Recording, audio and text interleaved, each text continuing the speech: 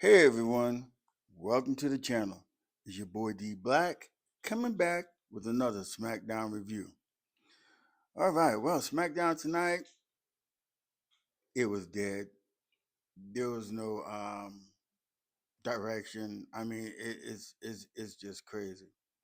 I mean, whew, I don't even know what to say. All I'm just gonna say, SmackDown tonight was dead on arrival. I mean, it had nothing. I mean, we have SummerSlam coming up here in the next few weeks. Um, Unfortunately,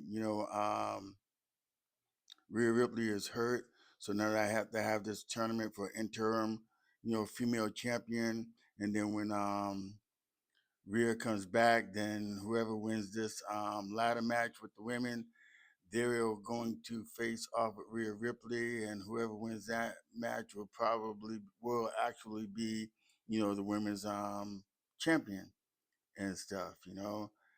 And I can't even give you a good prediction on who's going to win that because there's only two people that are in it right now, which is Jay Cargill and Tiffany Stratton. So we'll have to see. But anyway, as we go on this card, on this show tonight, oh, okay. Anyway, we get Gunther coming out, you know, and he gets his, the crowd does give him his boo, and then all of a sudden they get the FUs going for him and stuff like that.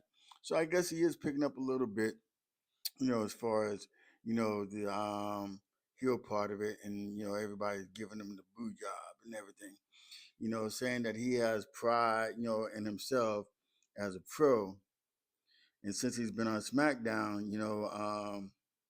he's been being mistreated, you know, and that he should be a champion right now. Then Nick Aldis comes out, then he says that Nick Aldis screwed him every time and everything, um, and now he has to face, Cody Rhodes and CM Punk with Sami Zayn, which he calls Sami Zayn a punk, to get a shot and stuff, and then he's pretty pissed off about that because it's not what he really wants and stuff. He wants a title match. So Gunther's kind of more like what Sammy used to be, complaining and everything. Remember Drew McIntyre? He did the same thing. But anyway, Adam Pearce comes out, and he says he needs to that Gunther needs to be thankful, for Nick Aldis and everything because Nick Aldis, still let him stay on the roster, still have the match and everything. And then he told him that if he had to listen to what was going to be said, that there was going to be a stipulation in the match between Cody Rhodes, CM Punk, Gunther, and Sami Zayn, that if Sami Zayn and Gunther win, then the match at SummerSlam would be a fatal four-way match for the undisputed title and stuff. But no, he, attacked Nick Aldis and stuff and just beat the hell out of him, And then Cody Rhodes comes out, and then as Cody Rhodes comes out, you know, um, he attacks Gunther and stuff. So they have a little fight and everything and stuff like that. And then Cody Rhodes gets in the ring and then he calls out, Gunther and he wants a match. So he tells, and then Adam Pearce, makes the match official for, the main event tonight. And then we get, the announcement of Rhea Ripley, being hurt, unable to, defend the title, so far at SummerSlam. So they're going to have an interim, battle, for a ladder match, and whoever wins that match and everything will face Rhea Ripley when she comes back from injury, which is crazy because I don't think they've ever done that before. But anyway, if I'm wrong, please hit me in the comments and let me know and stuff. When did that ever happen and stuff? But anyway, so hopefully Rhea Ripley gets, well, and then we have this match. Then we get the match with Finn Balor and Talatunga. Talatunga was actually kicking his head in and stuff like that, you know, um, and stuff. But it was a pretty decent match. Finn Balor stood up, um, in the match and everything. I don't agree with the outcome of the match and stuff because in real life it would have not have happened and everything. But anyway, you get two coup de grace and everything from Finn Balor onto Talatunga, and Finn Balor wins the match and stuff. And then we get backstage. We have Adam Pearce and CM Punk, talking, and CM Punk is asking if Gunther and Sammy, well, riddifying, what was said about Gunther and Sammy if they won the match and stuff, that it would be it'll turn into a fatal four way. And Adam Pearce tells him, yes, that's what the stipulations of the match is going to be.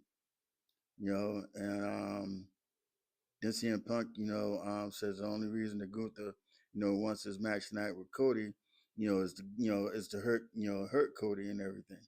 And so he tells Adam Pearce that he's gonna, watch, over the match and everything, and make sure everything is cool and legit and stuff. And then as CM Punk goes away, he runs into Damian Priest. Then him and Damian Priest, they start talking and everything. And then Damian Priest tells CM Punk, if he's still champion after all this is over with, and and he comes through SummerSlam as champion, Damian Priest said they'll be coming after him, for his title. And then CM Punk tells him like, hey, if me and Cody wins this match and everything, Cody and we come after your tag team titles, and he'll be called Two Belts and stuff. So everybody wants to be called Two Belts now. Mm. Okay, go figure. And then our truth comes out and asks Damian Priest what's going on. And Damian Priest starts, explaining what was going on. Then he looks at our truth and he says, "You've been standing here all this time, and listening and everything." So, and that was that segment. And then we got Jade Cargill, who was one of the women that are participating into this interim women's tournament. It says when the opportunity comes, you know, he goes and knocks down doors and everything. He says no one in the back, is made of the same cloth, is cut out of the same cloth that she is and everything. And at SummerSlam, you know, um, at this ladder match, she's gonna win the ladder match and go on to SummerSlam, and she's gonna take her title back, and bring it home. And then Nia gets on and everything, and Nia is saying basically about the same thing. She's not feeling any pressure, going after her third world title, and then says that the women should be fearing her, should be feeling the pressure, and that Jade knows, that how dominant she is and stuff like that, and that she's going to go ahead and she's going to win and everything. And then, people are going to come out at the end of SummerSlam and everyone will be calling her, a new champion. And then we get JC Jane, saying that the women, have been getting a little bit, comfortable, as far as the women back there and everything. And that, Phil, and after Laney Reed and Fallon Henley beat Paige and Brie Bella for the titles, they're going to make sure that they shut down everybody because she's going to go to SummerSlam, or actually win the ladies' ladder match, go to SummerSlam, and then win the title. And then Fatal Influence are going to be the ones that are going to be running the show. And then Tiffany Stratton, she has her say. Tiffany Stratton says, you know, she has home field advantage, and says tonight, she will beat JC Jane, and then go on in a couple of weeks to SummerSlam and win the women's title, and she's going to be called Two Belts. So, but anyway, we get the match with Tiffany Stratton and JC Jane. This match, man, had a whole lot of messed up spots. It was a whole lot of messed up spots. I mean, it was okay, but Fatal Influence, man. I mean, they're not getting anything what they need. And I don't think that JC Jade, JC Jane is good. As far as this group is concerned, I think she can be a lot better if she was by herself and everything. And then Fallon Henley and Laney Reed go on and do their thing and stuff. But Fatal Influence, man, they come in the ring. Um,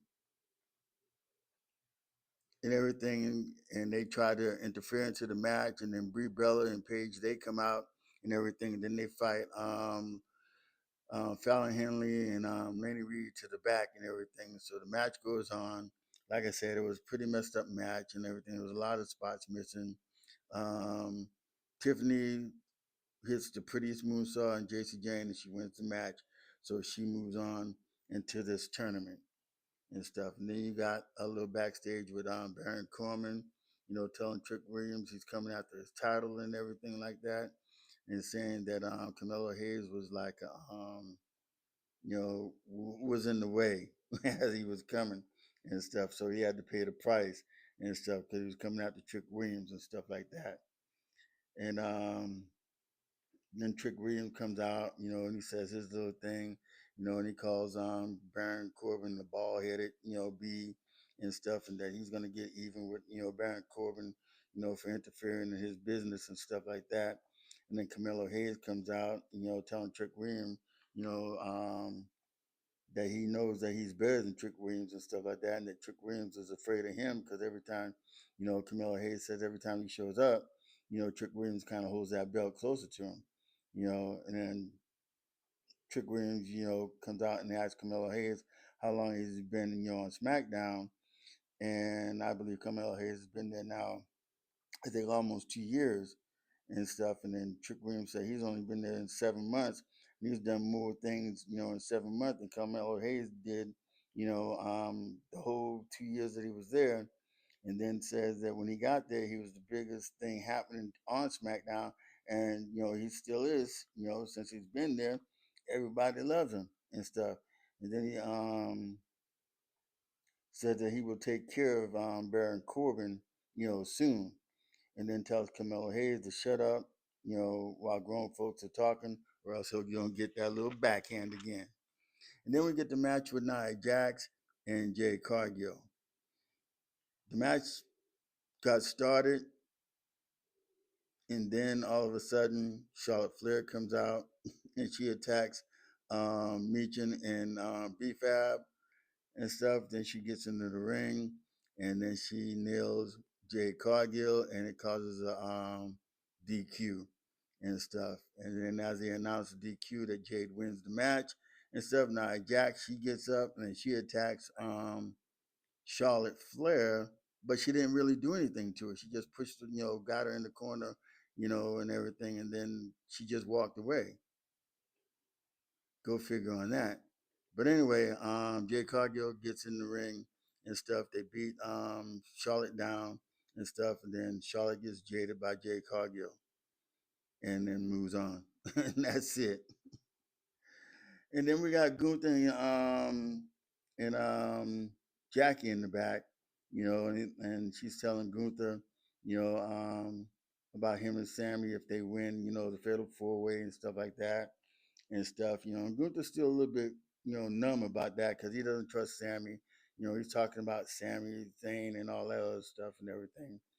And then Candice, LeRae, she comes out and she tells Gunther that him and Sammy, have to beat Cody and CM Punk, for Johnny Gargano and stuff. And as she's talking and stuff, then out comes Blake Monroe, and Blake Monroe, she attacks Candice LeRae, and she beats her up and stuff like that. Now, Candice LeRae, she hasn't even been in the match. I mean, this is her third attack. She attacked Julia and stuff. I believe, who else did she attack? She attacked somebody else. I can't remember. Then, now she's attacked Candice LeRae and stuff. So when is Blake Monroe going to get in the ring to do anything with anybody? You know? And then after that, then you go to Nia Jax talking to Adam Pearce, and then, Nia and Lash, they're talking about how Charlotte did what she did and caused, Nia, the match and everything and a disqualification. And so now Adam Pearce told her that her and Charlotte will have a match next week, on SmackDown for the ladder match and everything. And then we get the War Raiders against Faction. This match actually was a very, very good match for these two big guys, and then the two little guys that got all the speed. I mean, the War Raiders, they hung in there. Eyeball, I'm telling you, this guy that big, making the moves that he does and everything is just in freaking sane. I mean, and they are so good. And and before I was like, man, the War Raiders, they ain't really, and now they're good. The War Raiders, I can't take anything from them. People might not agree with what I'm saying about the War Raiders and everything, but they are actually pretty good, and they stuck with Fraxian. We know how fast they are. Axiom is fast. Nathan Frazier, he's fast and everything. So, but man, the War Raiders hung with them. Good match, good match. And then the Ragnarok wins it for them and stuff like that. And the War Raiders win the match. And then we got CM Punk and Cody Rhodes talking in the back, and CM Punk tells Cody, that he'll be watching, the match between him and Gunther, so Gunther won't, do anything, to hurt Cody on purpose or anything, before SummerSlam and stuff, or even before, the match for tomorrow night, that Saturday night main event. And you would think that if Gunther and, I mean, not Gunther, but if CM Punk and Cody Rhodes are fighting for the title at SummerSlam, then why would CM Punk really care about what Gunther does to Cody? Make that make sense and stuff. But anyway, it's all crazy. That's why man, the creativity to this, the storylines to this show is just horrible. But anyway, then we get Danhausen talking to Jackie. They're talking about the match that he's going to have with JD McDonough, which is going to be a no DQ match and stuff like that. And Danhausen says that he has a plan. Then he pulls a black cat out, which is in a cage. And then he says if you cross a black cat, you get cursed. And then stuff, starts sparking and, going off and everything like that. So he tells Jackie to run. This Danhausen thing's getting a little, I mean, it's okay, but starting to get a little bit boring and out of wits and stuff like that. But anyway, then we get the match with Cody Rhodes and Gunther, you know. And as Gunther's coming out to the ring, Cody attacks him. So they brawl before they even get to the ring, And then once they get into the ring, then they start, um, wrestling. And then Gunther grabs Cody and he pulls him, to the ring post and everything. And he wraps his leg around the ring post.